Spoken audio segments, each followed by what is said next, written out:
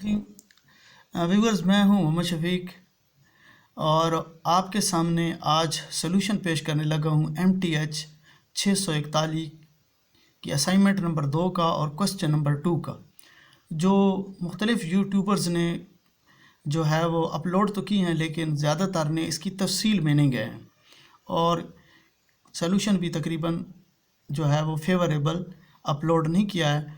तो इस सवाल को आप देख लें, ये आपको नज़र आ रहा है, इसको आप पढ़ लें। अब मैं इसके सोल्यूशन की तरफ आता हूँ। तो सोल्यूशन के लिए सबसे पहले हम जो है वो इसको जो है वो आप बिल्कुल आसान सा मैंने सोल्यूशन बनाया है और इसको आपको बिल्कुल आसानी से समझ आ जाएगा। सबसे पहले आप देखें, यहाँ पे लिखा हुआ है x है, ठीक है ना। x जो है वो x1 + x2 + x3 के बराबर होता है। उसके बाद हम x इनको जो है रिप्लेस कर देते हैं। यहाँ पे देखिए, ये मैंने x1 को वो जो है x2 को और x3 को किस तरह रिप्लेस किया है। उसके बाद तीसरी जो है वो लाइन पे हम आते हैं। तीसरी लाइन पे आप देखें तो यहाँ पे आपको ये नज़र आ रहा है ये किस तरह मैंने किया है। ये E1 की वैल्यू लगा दी, E2 की वैल्यू लगा दी, E3 की वैल्यू लगा दी। अब हम सबसे पहले आगे चलते हैं। तो आगे हमने यूँ करना है कि अब इसके बाद जो स्टेप है ये थोड़ा समझने वाला है। इसमें हमने यूँ किया कि ये जो लेफ़्ट हैंड साइड है ये तो एज़ इट इज़ है। राइट हैंड साइड की हमने F1 को -1 के साथ मल्टीप्लाई करके -F1 लिख दिया है और इस तरह प्लस F2 को -1, ये पहली जो टर्म है इसके साथ ज़रब दे के हमने F2 लिख दिया है और F3 को 0 के साथ ज़रब दे के हमने लिख दिया है।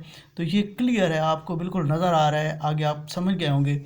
उसके बाद हम अगली लाइन पे आते हैं। तो यहाँ पे देखिए, ये हमने जो है वो 0 वाली टर्म निकाल दी है।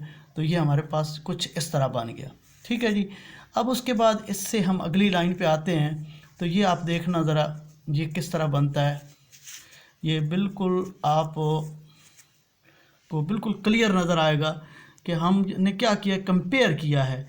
यानी ये देखें ना, यहाँ पे ऊपर में देखें दोनों जो है ना 0 के साथ -F1 + F2 को इसी तरह 1 के साथ हमने जो है ना वो दूसरी टर्म को किया है और F इसी तरह जो है ना किया। अब हम जब दूसरी टर्म की तरफ गए तो पहली टर्म से हमें ये मिला कि F1 - F1 + F2 = 0 का मतलब है कि F1 जो है वो F2 के बराबर आ गया। ये हमने याद रखना है। उसके बाद हम दूसरी टर्म देखते हैं तो -F1 + 3F2 - F3 = 1 है। तो इसको हमने 1 के साथ कंपेयर किया। चूँकि हमने ऊपर ये लिखा था कि F1 जो है F2 के बराबर है, तो फिर हमने यूँ किया कि यहाँ पे F1 की जगह F2 लिख दिया। जब हमने F1 की जगह F2 लिख दिया तो हमारे पास ये जो इक्वेशन बन गई है, ये बन गई है 2F2 - F3 = 1। फ़िलहाल हम इसको लीव कर देते हैं। इसके बाद हम तीसरी की तरफ चलते हैं।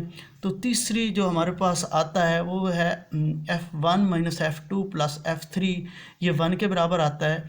तो हम इससे जो है ना, इसमें भी चूँकि हम कीमतें चेंज करते हैं तो हम क्या करते हैं कि F1 की जगह जो F2 लगा देते हैं। तो इससे हमें F3 की वैल्यू मिल जाती है F3। ये हमने निकाल लिया, F3 की वैल्यू निकाल ली है और हम ये जानते हैं कि F1 और F2 एक जैसे हैं। तो इनमें से अगर हम F1 की वैल्यू मिल जाए या F2 की वैल्यू मिल जाए तो वो दोनों एक जैसी होगी। तो हम इसके लिए हम क्या करते हैं, लेफ़्ट ओवर जो इक्वेशन है उसको हम चेक करते हैं। तो उसमें हम देखते हैं कि 2F1 यानी लेफ़्ट ओवर ऊपर थी ना, 2F2 थी -F3 थी। तो अब ये 2 इसको हमने जो है ना 2F2 को, ठीक है जी, F3 की जगह 1 लिखा। तो ये 2F2 हमारे पास 2 के बराबर आ गया। इसका मतलब है कि F2 जो है वो हमारे पास 1 के बराबर है। चूँकि हम पहले ही कह चुके हैं, पहली इक्वेशन से हमें पता चल चुका है कि F1 जो है F2 के बराबर है। तो जो F2 की वैल्यू 1 आई तो इसका मतलब है कि F1 की वैल्यू भी हमारे पास 1 ही आएगी। तो इस तरह हमारे पास जो सेट आता है F1, F2, F3 का, ये आ जाता है 1, 1, 1 के बराबर आ जाता है। तो उम्मीद है कि आपको ये सोल्यूशन पसंद आया होगा। मेरे चैनल को सब्सक्राइब कर दीजिएगा। खुदा हाफिज़।